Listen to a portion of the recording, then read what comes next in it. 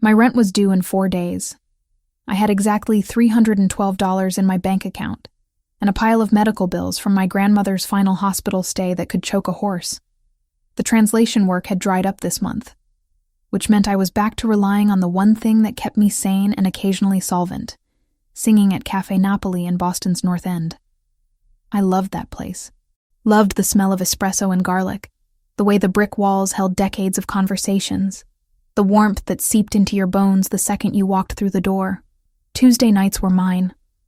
I'd stand on the tiny stage in the corner, barely elevated, and sing the old songs my grandmother taught me, Neapolitan songs, the kind that made old Italian men cry into their wine and young couples lean closer together. Tonight felt different the moment I stepped onto that worn wooden platform. The usual crowd was there, familiar faces scattered among the small tables, but there was a tension in the air I couldn't name. Maybe it was just my own anxiety talking. The bills, the loneliness, the way my apartment felt emptier every day without Nona's voice filling it. I closed my eyes and let the first notes of Anima e Cor rise from somewhere deep in my chest. My grandmother's favorite. She'd sung it to me in Neapolitan, not the standard Italian version everyone knew, but the old dialect from her village outside Naples. The words felt like home in my mouth, like reaching back through time to hold her hand one more time. The cafe went quiet. That always happened when I sang this one. But tonight the silence felt heavier, charged with something I couldn't identify. I opened my eyes halfway through the second verse and saw him. He stood near the entrance, frozen. A man in his early 30s, tall and broad-shouldered, wearing a suit that probably cost more than my entire year's rent. Dark hair, darker eyes, the kind of face that belonged on magazine covers or movie screens. 2 men flanked him, clearly security, their postures screaming professional protection. But it was his expression that made my voice almost falter. He looked like he'd seen a ghost. Those dark brown eyes were locked on me with an intensity that made my skin prickle. Not threatening exactly, but focused in a way that suggested he was memorizing every note, every breath, every movement. His jaw was tight, his hands clenched at his sides. One of the men beside him leaned in to say something, but he waved him off without breaking eye contact with me. I finished the song. The applause was warm, genuine, but I barely heard it. The man was already moving through the cafe toward the stage, people instinctively clearing a path for him. Up close, he was even more striking. Strong jawline, olive skin, eyes that held depths I couldn't begin to measure.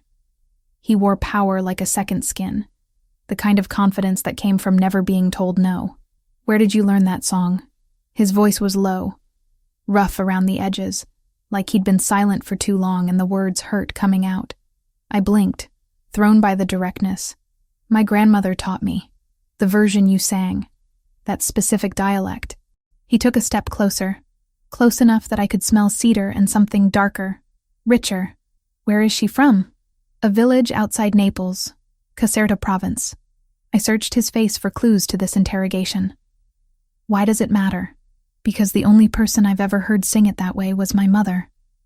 His voice cracked on the last word. "And she's been dead for 19 years. The air between us felt electric, charged with a grief I recognized because I was drowning in my own. Around us, the cafe had resumed its normal rhythm, conversations flowing, dishes clattering, but we existed in a bubble separate from all of it. "My grandmother passed away 2 years ago," I said quietly. "She was the last of my family." Something shifted in his expression, a softening that made him look younger, more vulnerable. "My mother died when I was 15. Cancer. Fast and brutal." He paused, seeming to gather himself. "My name is Christopher Vitale. Emily Carter." "Emily." He said my name like he was testing how it felt, how it tasted. "I need to ask you something, and I need you to hear me out before you say no." Every instinct I had screamed warning. Men who looked like him, who carried themselves with that kind of authority, who had security details, didn't just happen into small cafes. They brought complications, danger, the kind of trouble I couldn't afford. But those eyes, God, those eyes held the same hollow ache I saw in my own mirror every morning. "I'm listening," I said. "I have documents, letters my mother wrote before she died, family correspondence, some going back decades. They're in Italian, old Italian, some in dialect. He pulled a business card from his jacket pocket and held it out. I need them translated, properly, by someone who understands the nuances, the cultural context. I took the card. Heavy stock, simple design, just a name and a phone number. No company, no title. There are professional translation services. I don't want professional services. The intensity was back in his voice. I want someone who treats the words with respect. Someone who understands what it means to hold on to the last pieces of someone you loved. The card felt heavy in my hand. Everything logical told me to politely decline, to keep my life simple and uncomplicated. But logic didn't pay rent. Logic didn't fill the empty spaces grief carved out. How much are we talking? I asked. Document volume and payment. Several boxes of correspondence and personal papers. I'll pay you $200 an hour, with a minimum of 20 hours guaranteed. I nearly dropped the card. $4,000 minimum. That would cover rent for 2 months and make a significant dent in the medical bills. It was too much money, which meant there was a catch. Why so generous? Because it's worth it to me. His expression didn't change, didn't reveal anything beyond that simple statement. And because I think you're the right person for this. Will you consider it? I should have said no. Should have handed back the card and walked away from whatever complication he represented. Instead, I heard myself say, "When would you need me to start?" "Tomorrow, if possible. My office is in the financial district. I can send a car for you. I'll take the T." The subway was public, traceable, safe. A private car felt like crossing a line I wasn't ready for. The corner of his mouth lifted. Not quite a smile, but close. Fair enough. Is 10 in the morning acceptable? Yes. He produced his phone. Typed something quickly. I just sent you the address. Come to the main entrance. Tell security you're expected. My phone buzzed in my pocket. I didn't check it. Didn't want to break whatever strange spell this conversation existed under. I'll be there, I said. Christopher held my gaze for another long moment, and I felt that connection again. That recognition of shared grief and loneliness. Then he nodded once, turned, and walked out of the cafe with his security detail trailing behind. I stood there on my little stage, holding a business card that weighed more than paper should, and wondered what I'd just agreed to. Cafe Napoli resumed its normal chaos around me, but everything felt different now. Changed. Like a door had opened somewhere in my life, and I couldn't see yet whether it led to salvation or disaster. $4,000 minimum. My grandmother's dialect spoken by a stranger's dead mother. Dark eyes that saw too much and promised nothing. I tucked the card into my pocket and tried to ignore the feeling that I'd just stepped off a cliff without checking if there was ground below. Christopher's office wasn't what I expected. I'd imagined something cold and corporate, all glass and steel, but instead I found myself in a converted brownstone that managed to feel both historic and modern. Wood paneling, leather furniture, bookshelves filled with actual books instead of decorative nonsense. The receptionist led me to a second-floor room that had clearly been designed as a library. 3 archival boxes sat on a mahogany table. Christopher stood by the window, looking out at the street below. He turned when I entered, and that intensity from last night was still there, maybe even stronger in the daylight. "Thank you for coming," he said. "Coffee? Water?" Coffee would be great. He made it himself from a setup in the corner. Proper espresso from a machine that probably cost more than my car. When he handed me the cup, our fingers brushed, and I felt that same electric awareness from the cafe. "These are my mother's letters," he said, gesturing to the boxes. Correspondence with family back in Italy, personal journals, notes she made about recipes and family history. Some are typed, most are handwritten. Her penmanship was better than most people's typing. I set down my cup and opened the first box. The smell hit me immediately. Old paper, faded ink, the particular mustiness of documents preserved with care, letters tied with ribbon, journals with leather covers worn soft by handling, photographs tucked between pages. "She was beautiful," I said, looking at a photo of a dark-haired woman with Christopher's eyes, laughing at something beyond the camera's frame. "She was everything." His voice went rough again. "Take your time with them. There's no rush, but there was. I could feel it in the way he looked at those boxes, like they held answers to questions he'd been asking for 14 years. I pulled out the first letter, dated from 30 years ago, and began to read. Maria Vitale's handwriting was elegant, flowing, full of personality. She wrote to her sister about life in America, about her young son, about the man she'd married. The affection in every word made my chest tight. "Your mother loved words," I said. "The way she describes things, it's almost poetic." Christopher moved closer, reading over my shoulder. "Read it to me? In English, but read it the way she would have said it." So I did. I translated aloud, trying to capture not just the words but the warmth, the humor, the fierce love that radiated from every sentence. Christopher stood perfectly still, barely breathing, and when I finished, he turned away quickly, but not before I saw the shine in his eyes. "Thank you," he said, his back still to me. "That's exactly what I needed." We fell into a rhythm. I'd read through letters, taking notes, occasionally translating passages aloud when something particularly moving or significant appeared. Christopher would sit nearby, sometimes at the table, sometimes in one of the leather chairs, just listening. The silence between us felt comfortable, like we'd known each other longer than 18 hours. Around noon, he ordered lunch from somewhere local. Real food, not corporate catering nonsense. We ate and talked, conversation drifting from translation work to music to the slow process of grief that never really ends, just changes shape. "My grandmother raised me," I told him. "My parents died in a car accident when I was 7. She gave up everything to take me in. Never complained once about the life she lost. I owed her everything. Medical bills," he said.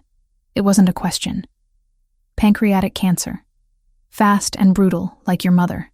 By the time they found it, treatment was just buying time." I pushed pasta around my plate.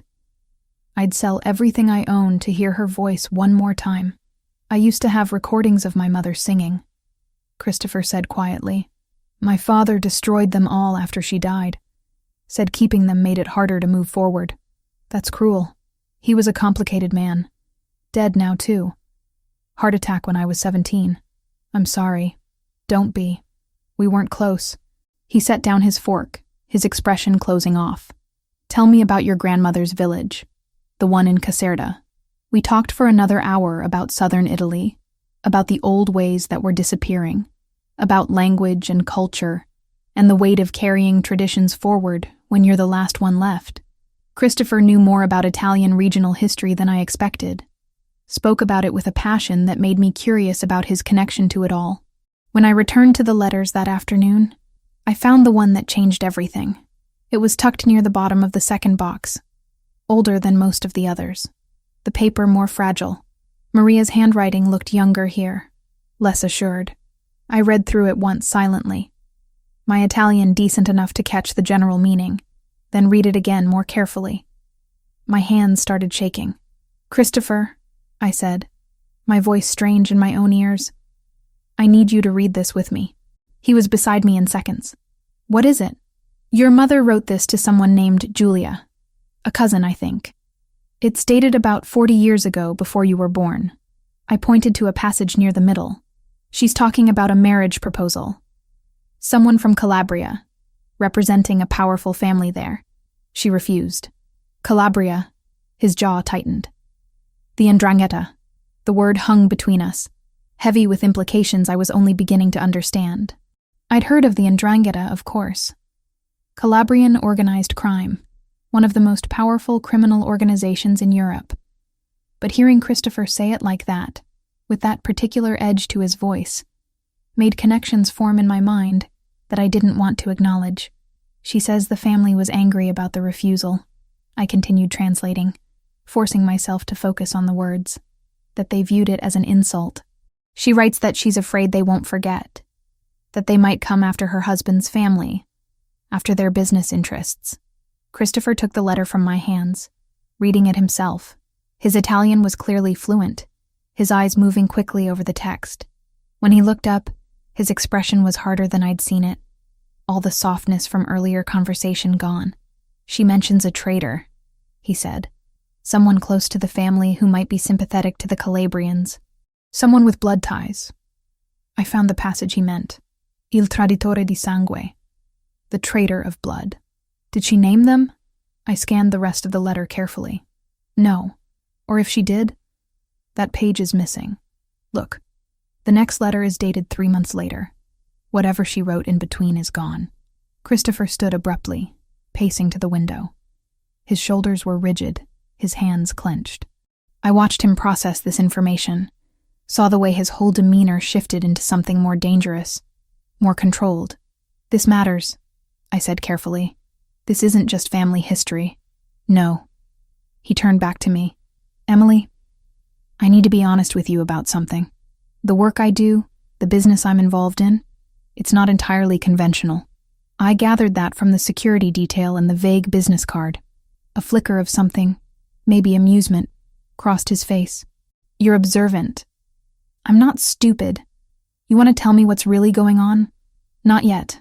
He came back to the table, his focus entirely on me. But I need you to keep translating. All of it. Every letter, every journal entry, every scrap of paper in these boxes. Can you do that? You think there's more about this traitor, about the 'Ndrangheta? I know there is. My mother was careful, deliberate. If she wrote about this once, she documented more. She always said the truth had to be preserved, even when it was dangerous. I should have walked away. Should have recognized the warning signs, the danger implicit in every word he wasn't saying. But I looked at those letters, at Maria's elegant handwriting, at the careful way she'd preserved her truth, and I thought about my grandmother, about the stories she'd made sure I knew, about the importance of remembering. I'll do it, I said, but I want the truth eventually. All of it. You'll have it. Christopher held my gaze. I promise you that. He pulled out his phone, made a call in rapid Italian that I only partially followed. Something about security, about investigations, about being discreet. When he hung up, his expression had shifted again, back to something gentler. I'm having someone watch your apartment, he said. Just a precaution. You think I'm in danger from a 40-year-old letter?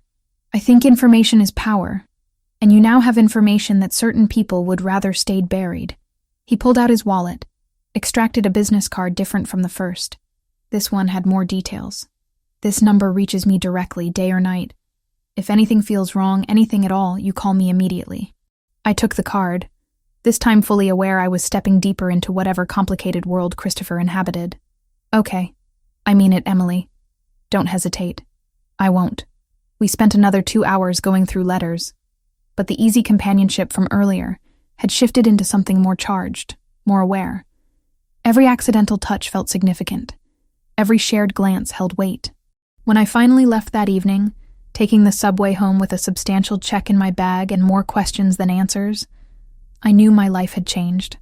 The only question was whether I was walking toward something better or something that would consume me entirely. 3 days passed in a blur of translation work and mounting tension. I spent hours in that library room, surrounded by Maria Vitali's words, while Christopher handled business I didn't ask about. We'd developed an unspoken understanding. I'd work through the letters.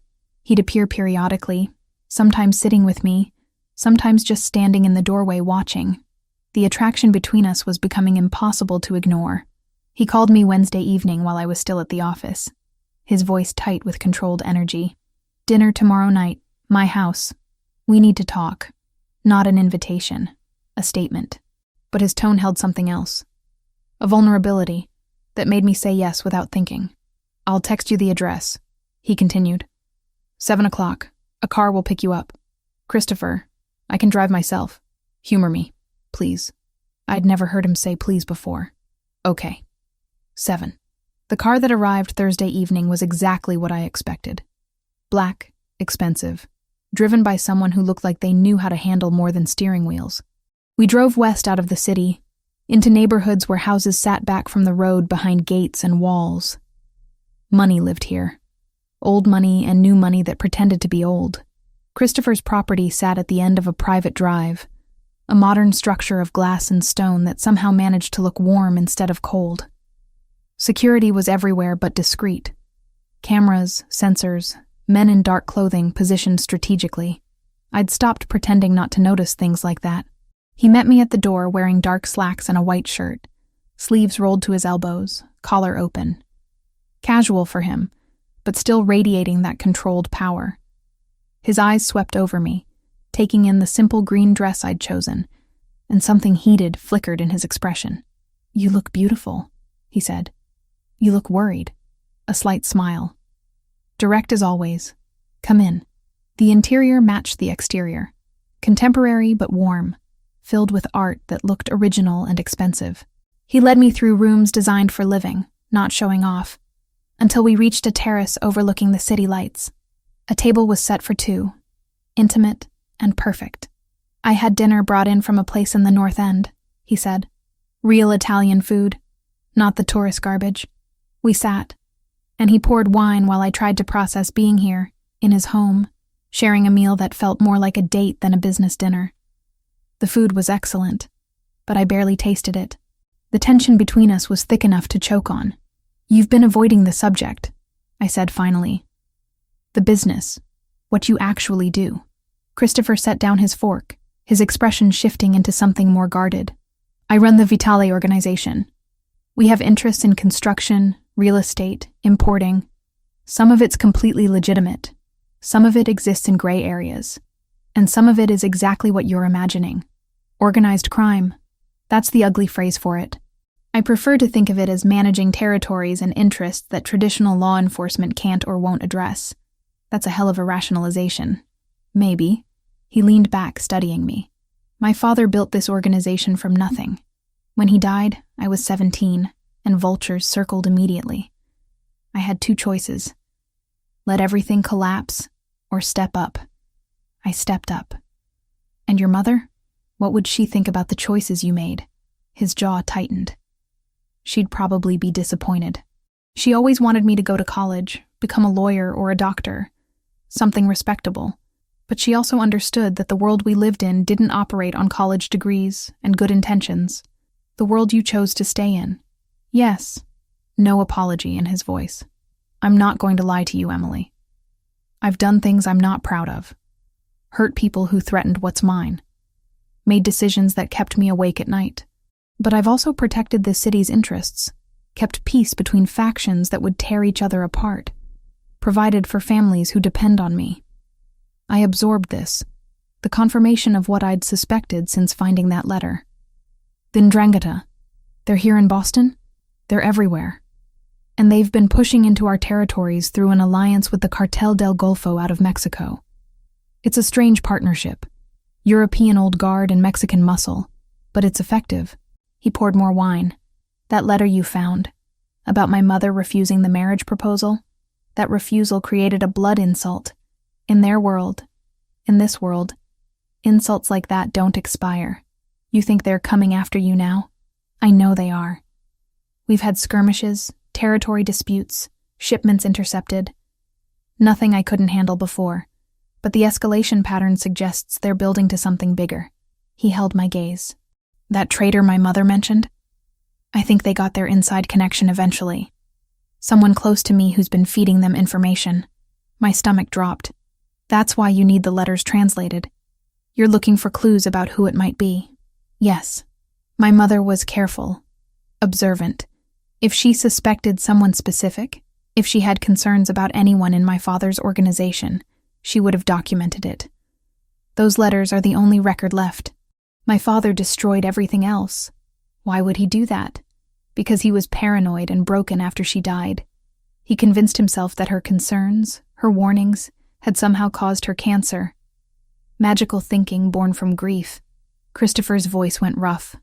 I barely remember those last few years with him. He was physically present but emotionally gone. We sat in silence for a moment, the city lights spreading below us like scattered diamonds. I thought about Maria's elegant handwriting, the care she'd taken to preserve her observations, the love that radiated from every word she'd written about her son. "I'll keep translating," I said. "All of it, until we find what you need. Emily, you need to understand what you're agreeing to. If the Ndrangheta or the cartel discover you're helping me, discover you have information they want, they won't hesitate to come after you. You said you'd protect me. I will, with everything I have. But protection isn't the same as safety. I stood, walked to the terrace railing. Boston sprawled before me, beautiful and indifferent to the complications of my life. Behind me, I heard Christopher move, felt him approach until he was standing close enough that I could feel his body heat. Why me? I asked without turning. There are professional translators, people with security clearances and experience with sensitive material. Why offer this to someone you met in a cafe? Because you understood the song. Because when you translated my mother's letters, you treated them like they mattered. Because when you look at me, you see a person, not a threat or an opportunity. His hand touched my shoulder, gentle. And because from the moment I heard you sing, something in me recognized something in you. I turned to face him. We were inches apart, close enough that I could see the gold flecks in his dark eyes, the small scar above his left eyebrow, the way his pulse beat at his throat. This is a terrible idea, I whispered. Probably the worst I've ever had. I should walk away. Go back to my small, safe, boring life. You should. His hand came up to cup my face, thumb brushing my cheekbone. But you won't. You sound certain. I am. Because you're as drawn to this as I am. Whatever this is. He was right, and we both knew it. The attraction had been there from the first moment, immediate and undeniable. But it was more than physical. It was recognition, connection, the meeting of two people who understood loss and loneliness and the desperate need to matter to someone. When he kissed me, it felt inevitable. His lips were firm, demanding, but there was tenderness underneath the hunger. I responded without thinking, hands fisting in his shirt, pulling him closer. The kiss deepened, became something urgent and consuming. We barely made it inside. Clothes shed between kisses, hands exploring, learning. His bedroom was as carefully designed as the rest of the house. But I barely noticed. All I could focus on was him. The way he touched me like I was precious and necessary. The way he whispered my name like a prayer. Afterward, we lay tangled together. His arm around me, my head on his chest. I could hear his heartbeat, strong and steady. Feel the rise and fall of his breathing. Stay tonight, he said into the darkness. Please. I should have said no. Should have maintained boundaries. Kept this professional. Instead, I pressed closer and said, okay. His arm tightened around me, and I felt him relax in a way I suspected he rarely allowed himself. Outside, security patrolled and cameras watched. Inside, for this moment, we were just two people who'd found something unexpected and necessary in each other. Tomorrow would bring complications, questions about what this meant, what I was becoming by choosing to stay in his world. But tonight, held in the arms of a man who saw me completely and wanted me anyway, I let myself just be. The next 3 weeks became a careful dance between my old life and the new one I was building with Christopher. I still sang at Café Napoli on Tuesday nights, still paid my bills from my own account, still maintained the illusion of independence. But I spent most days at his office, surrounded by Maria's letters, searching for patterns in words written decades ago. Christopher gave me space to work but checked in regularly. Sometimes he'd bring coffee. Sometimes he'd sit and listen while I translated passages aloud. Sometimes he'd just stand in the doorway watching me with an intensity that made my skin warm. Whatever was building between us felt inevitable and terrifying in equal measure. I worked systematically, organizing the letters chronologically, cross-referencing names and events, building a timeline of Maria's concerns. She'd been worried about someone specific. That much was clear. References appeared in multiple letters, always carefully coded, never explicit enough to be obvious. On a Thursday afternoon, 3 weeks after our first dinner, I found it. The letter was tucked inside a journal from the year before Maria died. The pages yellowed and fragile. Her handwriting here was shakier, the effects of illness visible in every line, but the content was crystal clear. My dearest Julia, I translated quietly, reading through the first time. I write this knowing I may not have much time left. The doctors speak in gentle euphemisms, but I understand what they're saying. My concern now is for Christopher, for what he'll face after I'm gone. I continued reading, my hands beginning to shake as the implications became clear. Roberto trusts Sergio Moratoni like a brother, but I have never shared that confidence. There's something in his eyes when he looks at our family, at what we've built. Not admiration, resentment. I've tried to tell Roberto about my concerns, about the way Sergio asks questions that seem innocent, but probe too deeply into our defensive arrangements, our financial structures. But Roberto says I'm seeing shadows where there are none. I stopped, read the passage again to make sure I understood correctly. Sergio Moratoni, Franco's father, the man who'd been Roberto Vitale's right hand for decades. I discovered something last month that confirmed my fears. The letter continued. Sergio's mother was from Calabria, from a village with known connections to the 'Ndrangheta. He's hidden this connection, claimed his mother was from Sicily instead. I don't know if he's actively working with them, or simply maintaining ties as insurance, but either way, he's dangerous. If something happens to Roberto, if Christopher inherits the organization while still young, Sergio will be positioned to manipulate him, to slowly hand over everything to our enemies. The letter went on, detailing specific concerns, dates when Sergio had acted suspiciously, conversations Maria had overheard.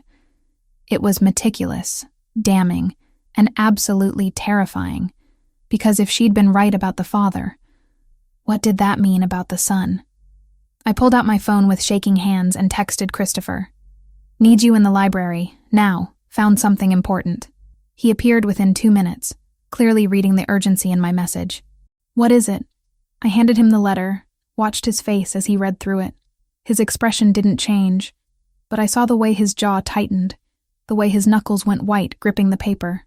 Sergio Moratoni, he said finally, his voice flat and cold. Franco's father. He died 8 years ago. Heart attack, or what was made to look like one. My father always said it was natural. Sudden but not unexpected given Sergio's health. Christopher set down the letter carefully. Franco took over his position. My father trusted him completely. And when I stepped up after Dad died, Franco was one of the first to pledge loyalty. And you believed him because his father had been loyal to yours. Because he grew up with me. We trained together, learned the business together. He's the closest thing I have to a brother. Christopher's voice cracked slightly on the last word. Are you telling me he's been working with the 'Ndrangheta this entire time? I'm telling you what your mother believed about his father. Whether that extended to Franco, whether he's continued any relationship with Calabrian interests, that's something we need to find out. Christopher pulled out his phone, made a call. His Italian was too rapid for me to follow completely, but I caught enough. Surveillance, background checks, financial audits, discreet inquiries. He was thorough, methodical, and absolutely ruthless. When he hung up, he looked at me with an expression that made my heart ache. Betrayal and anger and grief, all mixed together. I need you to keep going through the letters, he said. If my mother documented this much about Sergio, she might have written more about Franco. He would have been in his 20s then, already involved in the organization. Christopher, if Franco finds out you're investigating him, he won't. Not until I have proof. He came closer, cupped my face in his hands. Thank you for finding this, for treating it with the seriousness it deserves. I'm worried about you. Don't be. I've been handling threats since I was 17, but his eyes told a different story. This wasn't just any threat. This was personal. I spent the next week going through every remaining letter with even more care, looking for any mention of Franco Moratoni. I found 3 references, all in letters from Maria's last months. Observations about the young man's behavior, questions about his loyalty, concerns that he seemed more interested in power structures than in actual family loyalty. He watches Christopher with calculation, Maria wrote in one letter. Not the way a friend watches a friend, but the way a predator watches prey. I pray I'm wrong. I pray the sickness has made me paranoid and suspicious. But I can't shake the feeling that Franco Moratoni will one day be the greatest threat my son faces. I showed Christopher each letter as I found them. Watched him process his mother's warnings, the implications of having been so close to someone who might have been plotting against him for years. The investigation he'd ordered came back on a Friday morning. I was in the library when he arrived, his expression grim. "They found it," he said, without preamble. "Franco's been communicating with 'Ndrangheta contacts through encrypted channels. Financial records show money moving through shell companies with Calabrian connections, and surveillance caught him meeting with a known Cartel del Golfo lieutenant last week." I stood, went to him. "I'm sorry. So am I." He pulled me close, held tight. "My mother knew. She tried to warn my father, and he didn't listen. If he had, maybe none of this would have happened. You can't change the past, but I can control what happens next." He pulled back enough to look at me. "I'm going to confront him. Today, I need you to stay here, in this house, until it's done. Christopher, that's dangerous. If he knows you're on to him, he doesn't. Not yet. But I'm not going to let this continue. Not after everything we've found."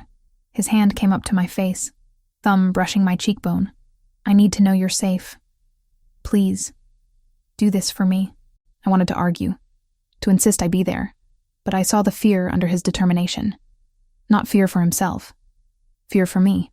"Okay," I said. "I'll stay, but you call me the second it's over." "I will, I promise." He kissed me then, deep and desperate, like he was memorizing the taste of me. When he pulled away, his eyes held something fierce and protective. "Whatever happens," he said, "whatever you learn about what I have to do today, remember that I'm doing it to protect what's mine. To protect you." "I know." He left, taking several men with him. I stood at the window watching the cars disappear down the drive, my stomach churning with anxiety. The house felt too quiet, too empty, despite the security personnel I knew were positioned everywhere. I went back to the library, to Maria's letters, seeking comfort in her words. Found one final letter I hadn't translated yet, dated just days before she died.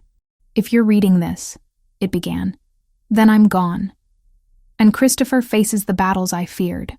Tell him I loved him. Tell him to trust his instincts, to believe in his own judgment even when everyone around him says otherwise.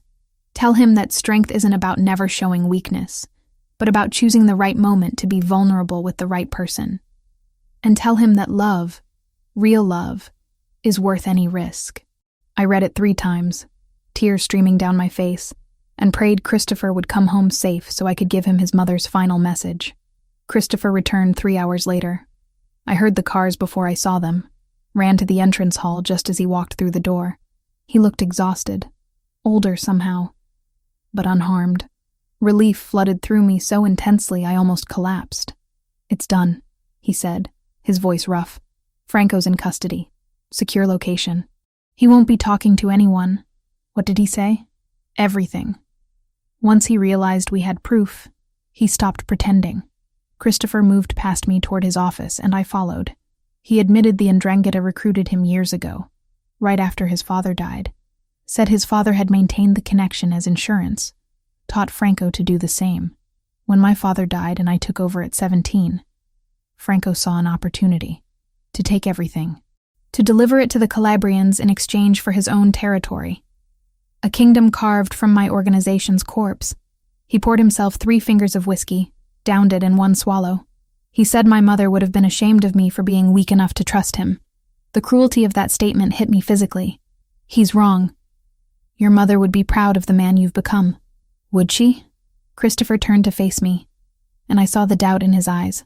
I run an organization built on violence and intimidation. I've ordered people hurt, killed, destroyed. What's there to be proud of? You protect people. You maintain order in a world that would tear itself apart without someone strong enough to hold the line. I moved closer, and you showed mercy when you could have chosen revenge. Mercy. He laughed bitterly. Franco's going into permanent exile. Every resource he has, every connection, every dollar, it's all gone. He'll live the rest of his life knowing he lost everything. That's not mercy, Emily. That's torture. It's not execution. That matters, does it? Because right now I feel like putting a bullet in him would be kinder than what I'm doing. I understood then what was really eating at him. Not the betrayal itself, but the choice he'd made in response to it. The choice he'd made because of me. You spared him because you thought it's what I wanted, I said quietly. I spared him because you made me believe I could be different than my father, different than the men who came before me. He set down the glass. But maybe that's weakness. Maybe that's exactly what gets people killed in this world. Or maybe it's evolution. Maybe it's choosing to be better when you have the power to be worse. You don't understand what you're asking of me. The world I operate in doesn't reward mercy. It sees it as vulnerability, as an opening to exploit. Then change the world. You're powerful enough to do it. Am I? His laugh was harsh. Emily, the only reason the Ndrangheta and the cartel haven't already overrun my territory is because they know I'm willing to do whatever it takes, that I'll burn everything to ash before I surrender. The moment I show weakness, the moment I hesitate, they'll come for everything, including me. The words hung between us, heavy with implication. Christopher's expression shifted, the anger draining away to reveal something more vulnerable underneath. Yes, he said finally, including you. Franco made sure they know about you, about the letters, about everything you've helped me discover. You're a target now, Emily. A way to hurt me. The reality of that settled over me like ice water. I'd known intellectually that I was in danger, but hearing it stated so baldly made it real in a way I couldn't ignore. So what do? I asked. Hide here forever? Give up my life, my apartment, everything I built? I have a safe house in Montreal. Clean identity, enough money to start over, security that would keep you protected. You could be on a plane tonight, out of reach before anyone knew you were gone. Is that what you want? What I want doesn't matter. Your safety does. That's not an answer, Christopher. He moved toward me, stopping just close enough that I could feel the tension radiating from him. What I want is to keep you here, in my house, in my bed, in my life. What I want is to wake up with you every morning and fall asleep with you every night. What I want is to build something with you that isn't based on danger and necessity. His voice dropped. But wanting something doesn't make it safe or smart. So you're asking me to choose. Leave and be safe, or stay and be with you. I'm giving you the option I should have given you weeks ago. A real choice, without pressure or manipulation. If you want to go, I'll make sure you're protected, provided for, safe, and I'll let you go completely. No strings, no obligations. I studied his face, seeing the pain this offer cost him. He meant it. He'd let me walk away, disappear, build a new life somewhere far from his complicated world. All I had to do was say yes. Can I ask you something first? I said. Anything. Do you love me?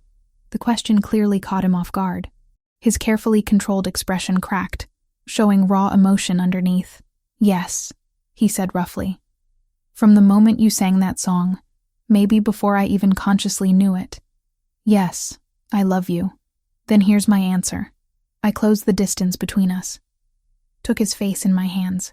I'm staying, not because I don't have other options, not because I'm trapped or afraid.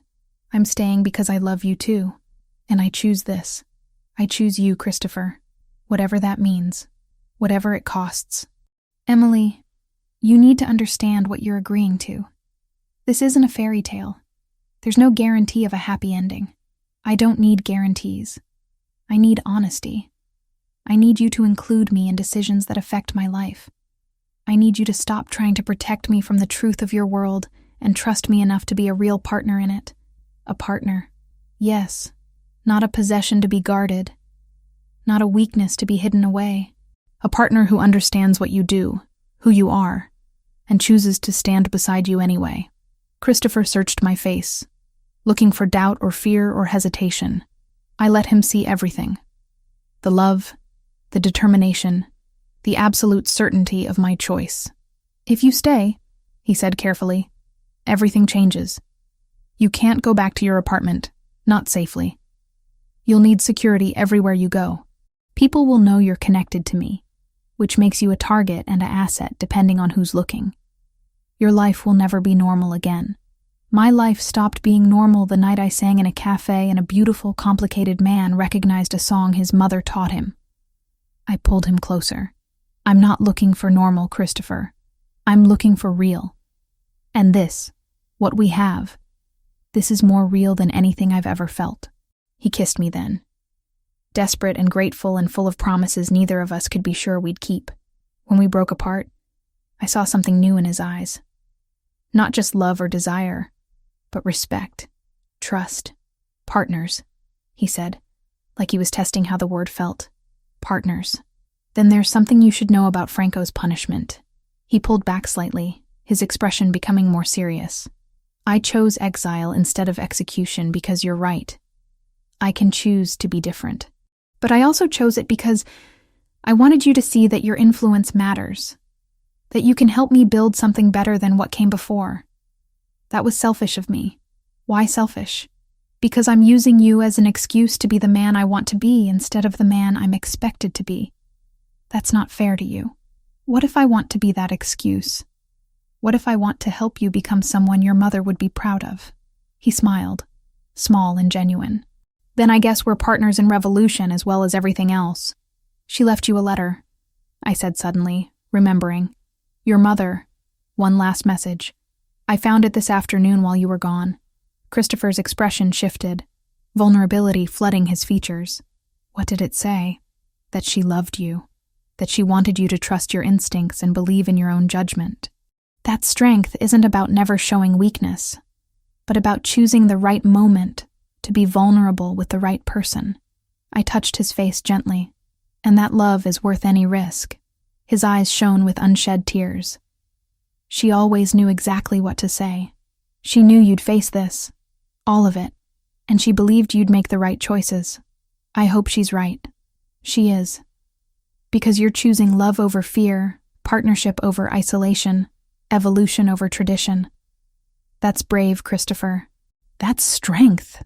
He held me close, and I felt the tension finally drain from his body. Outside, security patrolled and threats waited. Inside, we'd found something worth protecting, worth fighting for, worth the risk of everything. Stay with me tonight, he said against my hair. Tonight and every night after. That's the deal. Best deal I've ever made. We stood there in his office, holding each other as evening turned to night. Two people who'd found something extraordinary in the most unlikely circumstances. The danger wasn't gone. The threats hadn't disappeared, but we'd face them together now, as partners, as equals, as two people who chose love even when safer options existed. And somehow, that made everything else bearable. 4 days passed in careful tension. I moved my essential belongings into Christopher's house, gave up the apartment lease I could barely afford anyway, and started learning the rhythms of life surrounded by security. Christopher worked to consolidate his position after Franco's removal, ensuring loyalty among his remaining people, reinforcing defensive positions. We were careful, cautious, waiting for the inevitable response from the Ndrangheta and their cartel partners. It came on a Tuesday night. I was in the bedroom when I heard the first gunshot. For a second, I thought I'd imagined it, that my paranoia had finally tipped into hallucination. Then the alarm system started screaming, and Christopher was suddenly in the doorway, his face hard with controlled fury. Panic room. Now! He grabbed my arm, pulling me toward the hallway. What's happening? They're hitting the house. Coordinated assault. At least 20 men. He pressed his palm against a hidden panel, and a section of wall slid open, revealing a narrow staircase descending into darkness. Down. All the way to the bottom. Door locks automatically from inside. More gunfire erupted, closer now. I heard shouting in Spanish and Italian, the distinctive crack of automatic weapons. Christopher's men were responding, but the assault was overwhelming. Come with me, I said, grabbing his shirt. I need to coordinate the defense. Emily, please. I can't do what I need to do if I'm worrying about you. He was right, and I hated it. I kissed him hard, fast, then started down the stairs.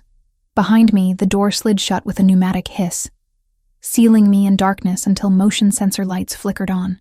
The panic room was exactly what I expected. Reinforced walls, supplies for days, communication equipment, medical gear. A bunker designed to withstand anything short of a direct missile strike. I found the control panel, activated the security camera feeds, and watched the battle unfold above me. Christopher's property was under full assault. Men in dark tactical gear poured through breaches in the perimeter, met by Christopher's security forces. Muzzle flashes lit the darkness like lightning. Bodies fell on both sides. It was brutal, efficient, and terrifying. I found Christopher on one of the interior cameras, coordinating from his office, phone pressed to his ear while gunfire rattled outside. He looked calm, focused, completely in control. Then I saw him flinch, his free hand going to his left shoulder. Blood spread across his white shirt. "No," I whispered, watching him continue giving orders even as he bled. "No, no, no." He was hit but still fighting, still leading. The realization of what that meant, how close he was to dying while I hid safe below, made something break inside me. I couldn't do this. Couldn't sit here watching while he bled out upstairs.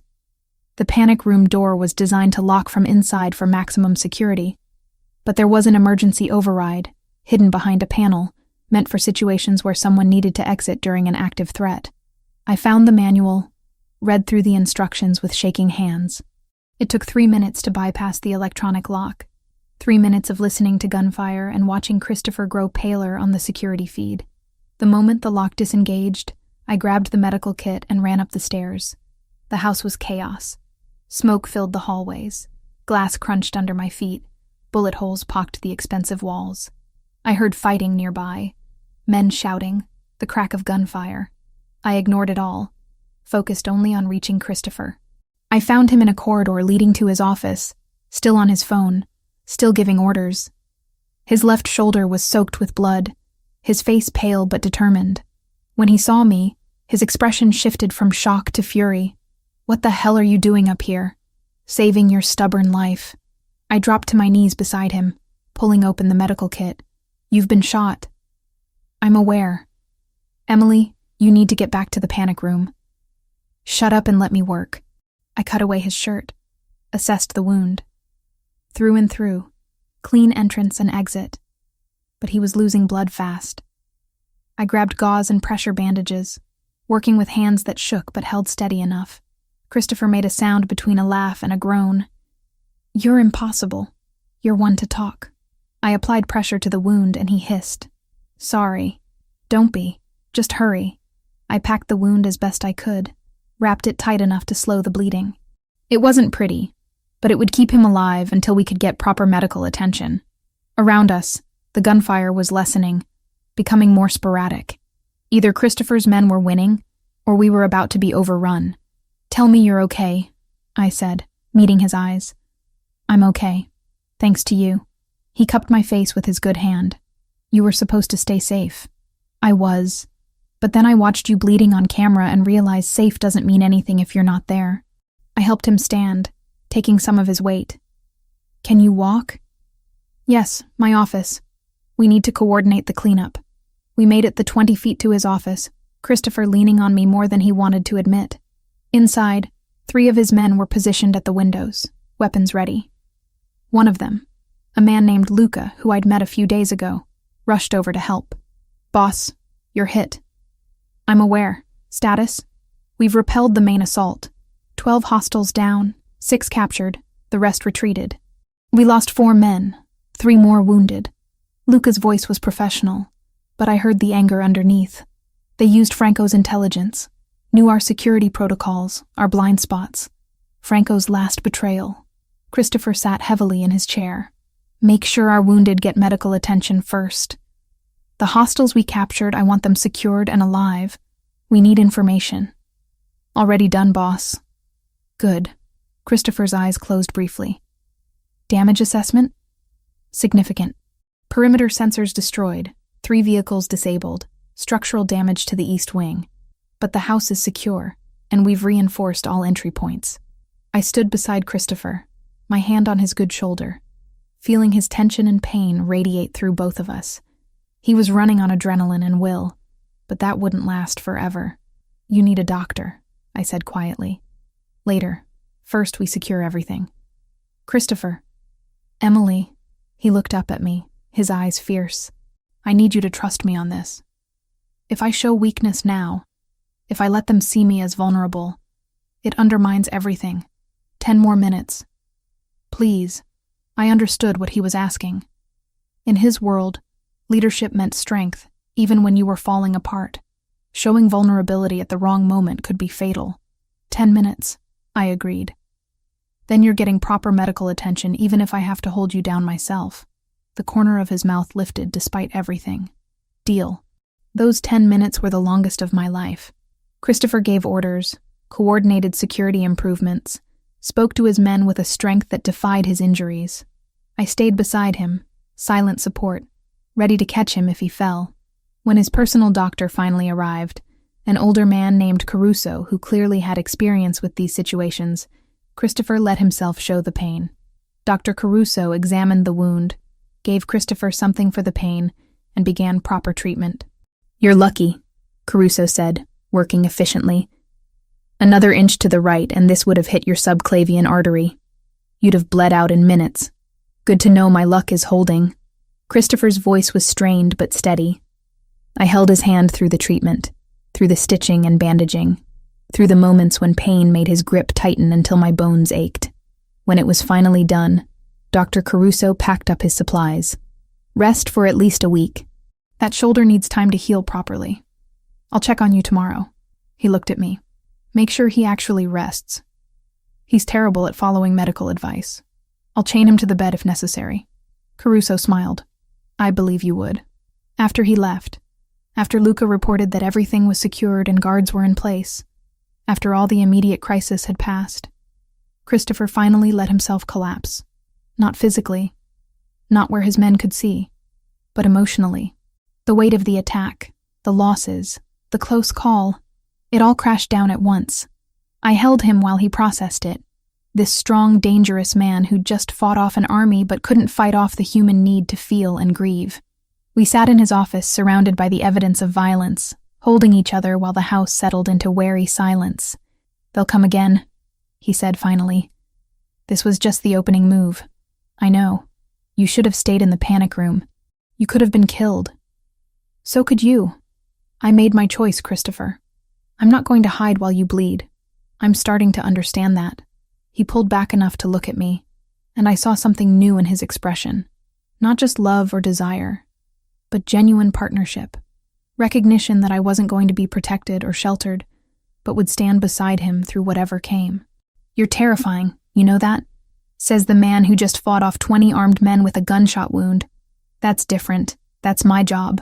This is mine. Taking care of you. Making sure you survive long enough to build the life you deserve. He kissed me softly, carefully, his good arm pulling me close. Our life. The one we're building together. Yes, our life. Outside, dawn was beginning to break, painting the damaged grounds in shades of gray and gold. We'd survived the first real test, but more would come. The Ndrangheta and the cartel wouldn't stop with one failed assault. They'd regroup, plan, come at us from different angles, but we'd face it together, partners in every sense, stronger together than apart. And somehow, despite the violence and danger and uncertainty, that felt like enough.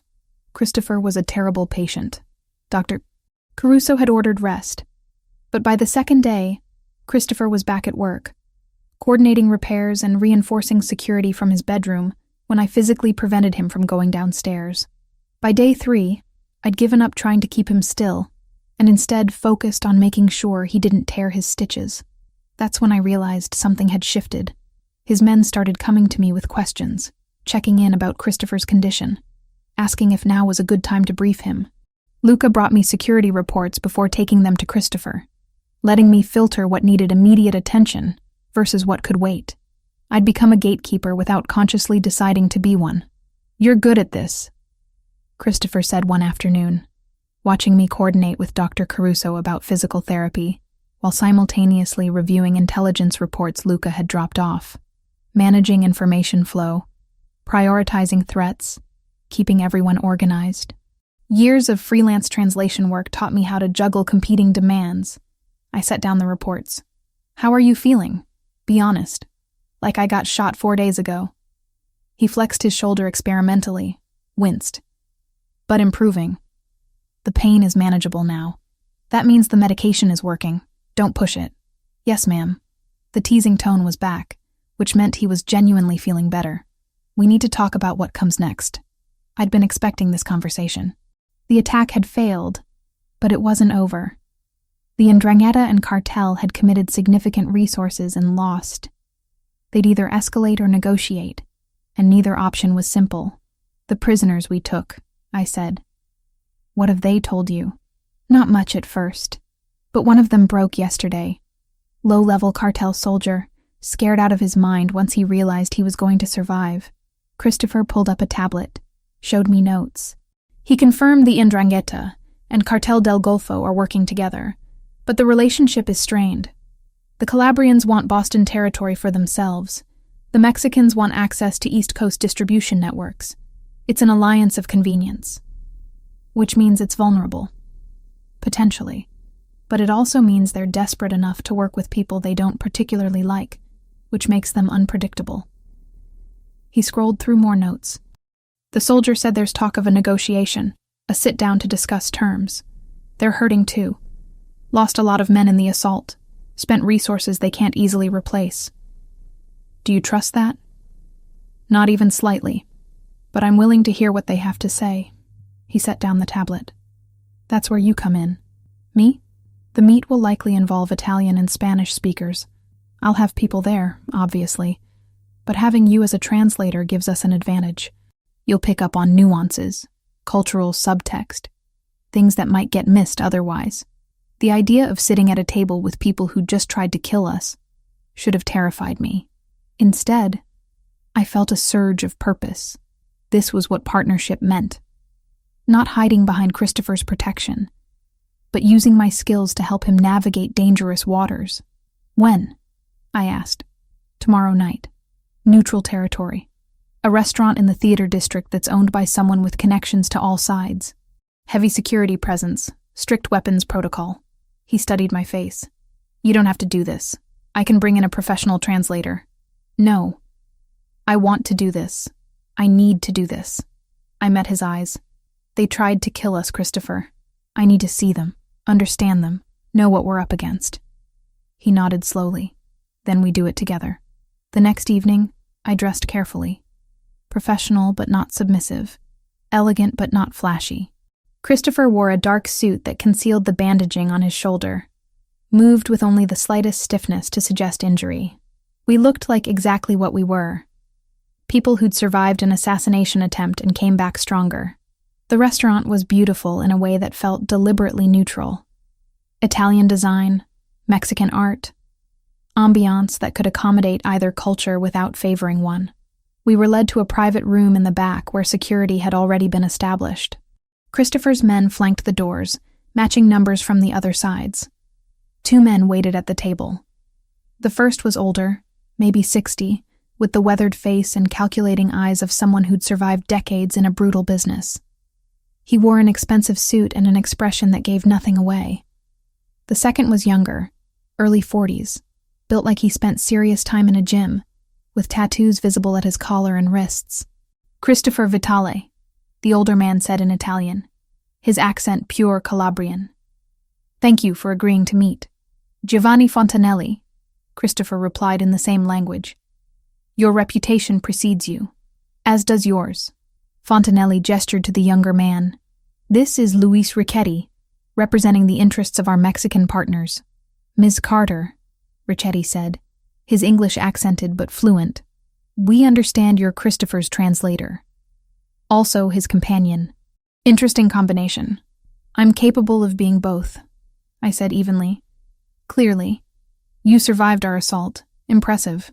Your assault failed, Christopher said, switching to English for Richetti's benefit. Let's be clear about that before we discuss anything else. You came at us with overwhelming force and were repelled. You lost 12 men. We lost 4. The math isn't in your favor. Fontanelli smiled thinly.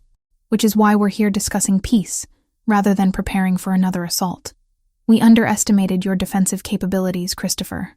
That won't happen again. Is that a threat or an admission? Both. Fontanelli leaned back in his chair. Here's the situation. We want access to Boston's port operations and distribution networks. You want to maintain control of your territory. These goals are mutually exclusive unless we find accommodation. Accommodation implies compromise. What are you offering? Richetti pulled out a tablet, brought up a map of Boston and surrounding areas. We propose a division. North End remains yours, completely. Financial District, yours. West Side territories, shared operations with profit splits. South Boston and dock access, joint management with oversight committees. I translated the Italian portions for Christopher, as Fontanelli added details, watching both men carefully. Fontanelli was confident, controlled, playing this like a business negotiation. Richetti was harder to read, more aggressive in his body language, but deferring to the older man on strategy. You're asking for a third of my territory and half my port operations, Christopher said. In exchange for what? Not killing me? That's not a deal, that's extortion. In exchange for peace, Fontanelli corrected. And for information about other interested parties. You're not the only one dealing with expansion pressures, Christopher. The Yakuza Yamaguchi-gumi have been making inquiries about East Coast operations. The triads have similar interests. Right now, we're competing with you, but we could be allied against them. That got Christopher's attention. I saw the calculation in his eyes, weighing the threat of known enemies versus unknown ones. Keep talking. They negotiated for 2 hours. Territories, profit percentages, operational protocols, security arrangements. I translated constantly, switching between Italian, Spanish, and English as needed, picking up on subtext and cultural nuances that affected meaning. Fontanelli was a skilled negotiator, never giving ground easily but willing to compromise on details. Richetti was more impatient, more interested in concrete gains than long-term stability. By the end, they'd outlined a framework. Not a complete agreement, but enough to establish temporary peace while details got worked out.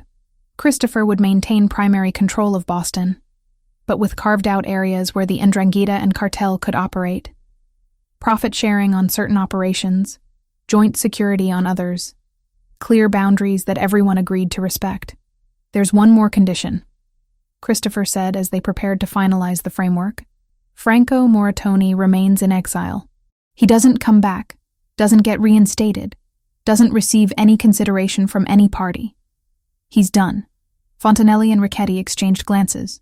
Franco was useful, Fontanelli said carefully. Franco was a traitor who played all sides. If you think you can trust him more than I could, you're welcome to try. But not in my city. Not where he can hurt my people again. Agreed, Fontanelli said after a moment. Franco stays gone. They shook hands, all three of them, sealing an agreement built on mutual exhaustion and pragmatic self-interest. Not friendship, not even trust, but recognition that continued war benefited no one. As we left the restaurant, Christopher's arm around my waist, I felt the tension of the past weeks finally begin to ease. We'd survived assassination, betrayal, and war. Now we had peace, fragile and complicated, but real. You were remarkable in there, Christopher said once we were in the car. The way you caught those linguistic nuances, the cultural references Fontanelli used, the subtext in Richetti's phrasing. You gave me information they didn't even know they were revealing.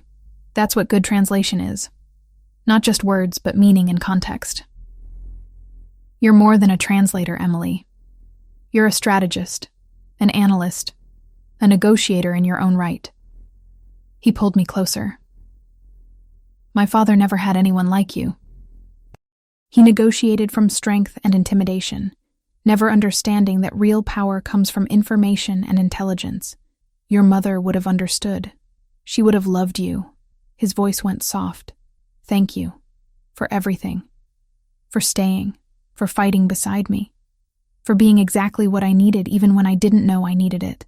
I kissed him gently, mindful of his healing shoulder. Partners, remember? That's what we agreed to. Partners, he repeated, and smiled. Best decision I ever made. We drove home through Boston's glittering nightscape. Two people who'd found each other in impossible circumstances and built something stronger than either of us could have managed alone. The road ahead was still uncertain, still dangerous, but we'd face it together. And somehow, that made everything else bearable. 4 months after the peace agreement, Boston felt different. The territories had settled into their new configurations. Profit-sharing arrangements were functioning smoothly, and violence had decreased significantly across all controlled areas. Christopher's prediction had been right. Once everyone stopped fighting over the same resources, there was enough prosperity to go around. I'd settled into my role as something more than translator and less than official title. Christopher's people called me his consultant, his advisor, his partner depending on who was asking. The truth was, somewhere between all three. I translated for important meetings, yes, but I also analyzed intelligence reports, consulted on business decisions, and helped Christopher navigate the increasingly complex legitimate operations he was developing, because that was the other change. Christopher had started the slow, careful process of transitioning away from purely criminal enterprises into legitimate businesses. Real estate development, technology investments, import businesses that actually imported legal goods. It would take years, maybe decades, to fully separate from the underground operations that had built his empire. But the direction was clear, and the organization was adapting. We'd moved into a new house together, one without bullet holes in the walls, on a quiet street in Brookline where security could be maintained without being obvious. Christopher had insisted I decorate however I wanted, and I'd filled it with warmth and light, with books and art and all the things that made a house feel like a home instead of a fortress. On a Saturday afternoon in early spring, Christopher found me in what I'd claimed as my office, surrounded by documents for a legitimate shipping company we were in the process of acquiring. "I need to show you something," he said. "Get your coat." Mysterious. Should I be worried? No. Just trust me. We drove west out of the city, past the suburbs into countryside that still existed if you knew where to look. Eventually, Christopher turned onto a narrow road that led to a small cemetery, old and well-maintained, surrounded by trees just beginning to show spring green. He parked and led me through the graves until we reached one with a simple headstone. Maria Vitale, beloved mother, with dates that confirmed she'd been only 43 when she died. Fresh flowers already sat in the vase, which meant Christopher had been here recently without telling me. "I come here sometimes," he said quietly. "When I need to think, when I need perspective. I haven't brought anyone with me since my father died." I took his hand, squeezed gently. "Thank you for bringing me now. I wanted you to meet her. Properly, I mean. Not just through her letters." He pulled something from his jacket pocket, a worn photograph protected in plastic. Maria Vitale at maybe 30, laughing at the camera, holding a small boy who had to be Christopher. The resemblance was startling. "She was beautiful," I said. "She was everything good about my childhood. The person who made me believe the world could be kind, that love mattered more than power." His voice roughened. "I spent years after she died trying to prove I didn't need that. That strength was enough. And now I know she was right all along. Love is worth the risk, worth the vulnerability, worth building a life around." He turned to face me fully. "You taught me that, Emily. You and her letters. Her final message. She told me to find the right person to be vulnerable with, and I did." My throat tightened with emotion. "I'm glad I could help you find your way back to her wisdom." Christopher knelt beside his mother's grave, and I knelt with him. He touched the headstone gently, reverently. Then, to my surprise, he began to sing, quietly in Italian, the opening lines of Anima e Cor. I joined him on the second verse, our voices blending in harmony the way I imagined Maria and Christopher had sung together when he was young. The melody carried through the cemetery, beautiful and mournful, and full of love that death couldn't diminish. When we finished, Christopher had tears on his face. He didn't bother wiping them away. "She would have adored you, would have adopted you immediately, insisted you call her mama, fed you constantly, and interrogated me about when I was going to make an honest woman of you." I laughed through my own tears. "Would she approve of your business transformation?" "Probably. She always wanted me to do something legitimate, though she'd point out that I'm moving too slowly, that I should commit fully to leaving the old life behind." He stood, helped me up. "She'd be right about that too. You're doing what you can, as fast as you can do it safely. That's enough. Is it enough for you?" The question was serious, vulnerable. "I know what you gave up to be with me. The simple life, the safety, the normalcy. I want to make sure you're not regretting it. Christopher Vitale, are you having doubts about us? About us? Never. About whether I'm worthy of you? Every single day. I cupped his face in my hands, made him look at me directly. You're worthy. Not because you're perfect, but because you're trying. Because you choose to be better every day. Because you let me stand beside you as an equal instead of putting me on a pedestal or in a cage. That's what makes you worthy. He kissed me then, soft and deep, in front of his mother's grave with spring sunshine filtering through the trees. When we broke apart, he reached into his pocket again and pulled out a small box. My heart stopped. I've been carrying this for a month, he said, opening it to reveal a ring. Simple, elegant, a single diamond set in platinum, trying to find the right moment, the right words, trying to figure out how to ask you to permanently tie yourself to a life that's complicated and dangerous, and not what you planned. Christopher. But then I realized I was overthinking it. The right moment is here, with my mother as witness. The right words are simple. He took my hand. Emily Carter, will you marry me? Will you build this messy, complicated, beautiful life with me? Will you be my partner in everything? For as long as we both survive this crazy world? I should have hesitated. Should have thought about the implications, the dangers, the reality of marrying into organized crime, even as it transformed into something more legitimate. But I'd made my choice months ago, the night I decided to stay. Everything since then had just been confirmation. Yes, I said. Yes to all of it. The messiness, the complications, the beauty. Yes to building a life with you. He slipped the ring onto my finger and it fit perfectly. Of course it did. Christopher was nothing if not thorough. We stood there holding each other beside Maria's grave, and I felt her presence like a blessing, like approval from beyond death. She would have loved this moment, Christopher said, would have cried and laughed, and immediately started planning the wedding. Then we'll have to plan it in a way that would make her proud. Deal. We visited for another hour, Christopher telling me stories about his mother, about his childhood, about the woman whose letters had brought us together. I told him about my grandmother, about the parallels in their lives, about how two strong Italian women had shaped us into people who could find each other. When we finally left, driving back toward the city as afternoon turned to evening, I felt complete in a way I'd never experienced. Not because I'd found a man to complete me, but because I'd found a partner who made me want to be better, stronger, more fully myself. That night, I sang at Cafe Napoli for the first time in months.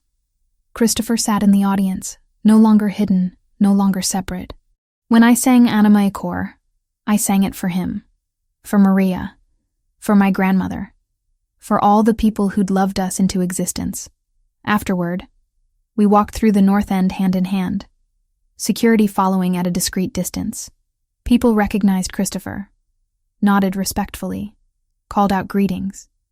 Some recognized me too now, the translator who'd become something more, the woman who'd stood beside Christopher Vitale through war and peace.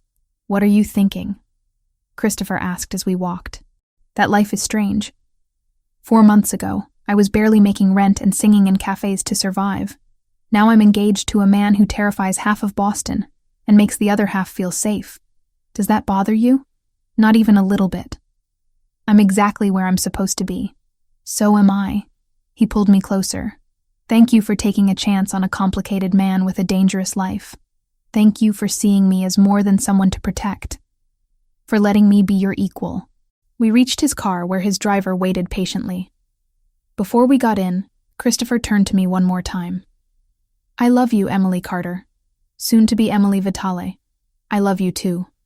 All of you. The dangerous parts and the vulnerable parts and everything in between. We drove home through streets that belong to us now, not through violence or intimidation, but through careful negotiation and hard-won peace. The life we were building wouldn't be conventional. It would be complicated, occasionally dangerous, always interesting, but it would be ours, built on choice and love and partnership that made both of us stronger. And as I looked at the ring on my finger, at the man beside me, At the city lights spreading across the darkness, I knew I'd made the right choice. Not the safe choice, not the expected choice, but the right one. The one that led to home.